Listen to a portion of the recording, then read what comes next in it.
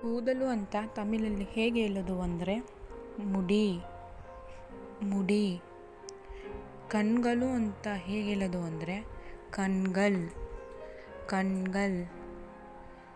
ಬಾಯಿ ಅಂತ ಹೇಗೆ ಹೇಳೋದು ಅಂದರೆ ವಾಯ್ ವಾಯ್.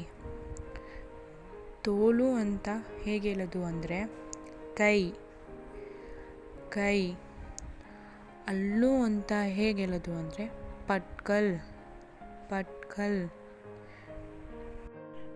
ಬೆನ್ನು ಅಂತ ಹೇಗೆ ಹೇಳೋದು ಅಂದರೆ ಮುದುಗು ಮುದುಗು. ಭುಜದ ಅಂತ ಹೇಗೆ ಹೇಳೋದು ಅಂದರೆ ತೋಲ್ ತೋಲ್.